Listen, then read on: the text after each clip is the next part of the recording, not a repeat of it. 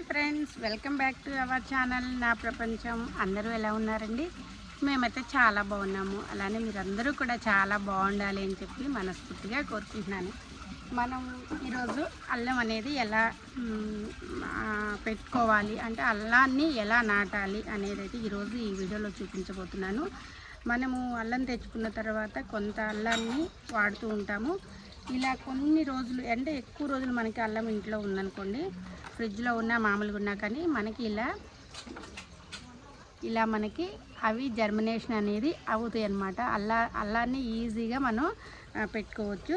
చూసారు కదా, ఇలా మనకు మొత్తం మొలకలు వచ్చిన అల్లం అన్నమాట. మనం ఇబ్బంది పడకుండా చక్కగా అల్లాన్ని అయితే పెట్టుకోవచ్చు. అయితే ఈ అల్లాన్ని పెట్టుకునే ప్రాసెస్ ఎట్లా ఉంటుంది, ఎలా పెడితే అల్లం బాగా వస్తుంది అనేది మనం ఈ వీడియోలో చూపించబోతున్నాము.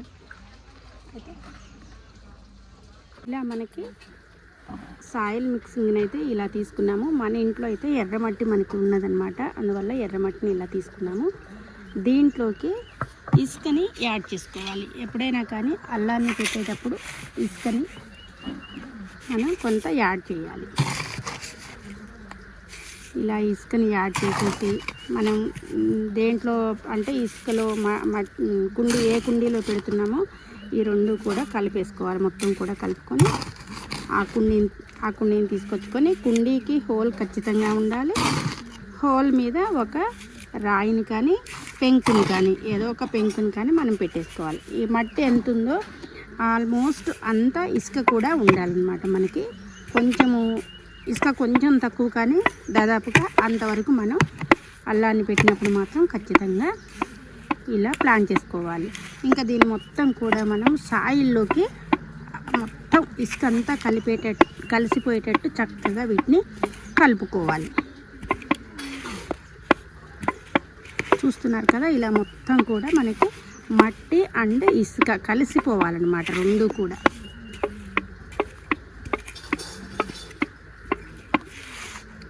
ఇలా మొత్తం కలపాలి. ఇలా మనం ఇసుకను మొత్తం కూడా కలిసేటట్టు ఇలా చక్కగా లైట్ వెయిట్ పార్ అనమాట. ఇది లైట్ వెయిట్ పార్ తీసుకొని దీన్ని మొత్తం కూడా ఇలా కలుపుకోవాలి.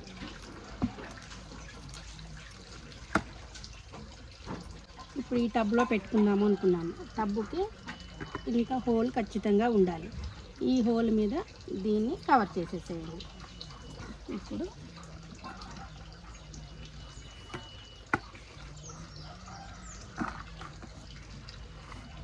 ఇసుక మట్టి కలిపిన దాన్ని మొత్తం కూడా ఈ టబ్బులోకి షిఫ్ట్ చేసేసేయండి. ఇక్కడ కూడా వేసుకున్న తర్వాత ఏదైనా ఇలాంటివి ఉంటే మనం ముందే తీసేసుకోవాలి.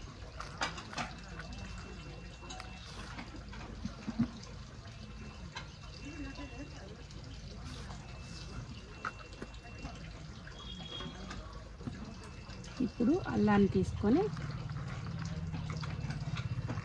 ఇలా మొలకెత్తిన అల్లం మొత్తాన్ని కూడా మనకి మొలకలు పైకి ఉండేటట్టు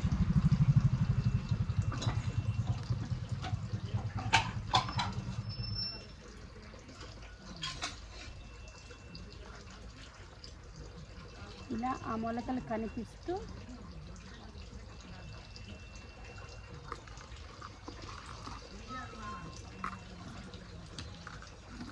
ఇలా కొంచెం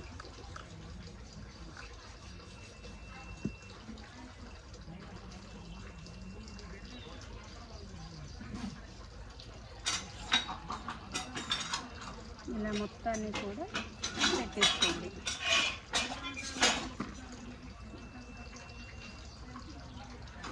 చక్కగా మన ఇంట్లోనే మనం బోలెడు అల్లాన్ని హార్వెస్ట్ చేసుకోవచ్చు.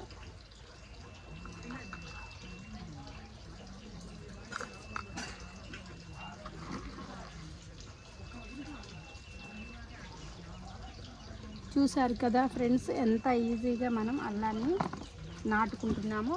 అలాగనే అల్లము టైం పడుతుందన్నమాట. మనకి గడ్డలు అంటే లోపల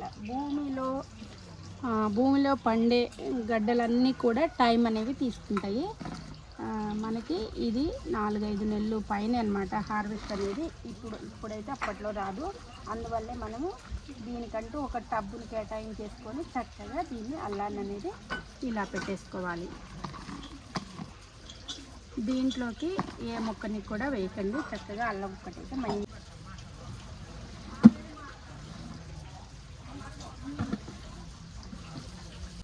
చూసారుగా ఫ్రెండ్స్, అల్లాన్ని మనం ఇంట్లోనే చక్కగా అల్లాన్ని అయితే పెట్టేసుకున్నాము. ఇది 6 నెలల పంట అనమాట. 6 నెలల తర్వాతనే మనకి హార్వెస్టింగ్ అనేది వస్తుంది. మనకి అల్లం తెచ్చుకున్న తర్వాత ఒక మూల ఎక్కడో చోట కొంచెం అనమాట, కొంచెమే గాలి తగులుతూ కొంచెము వెలుతురు లేకుండా ఉన్న ప్లేస్లో పెడితే అల్లం అనేది ఈజీగా జర్మినేషన్ అనేది అవుతుంది. అయిన తర్వాత మనం ఇలా ప్లాన్ చేసుకొని చక్కగా అల్లాన్ని అయితే ఇలా పెట్టేసుకోవాలి. సరే కదా, అల్లం పిల్లకలు మొత్తం కూడా ఇలా పెట్టేశాను.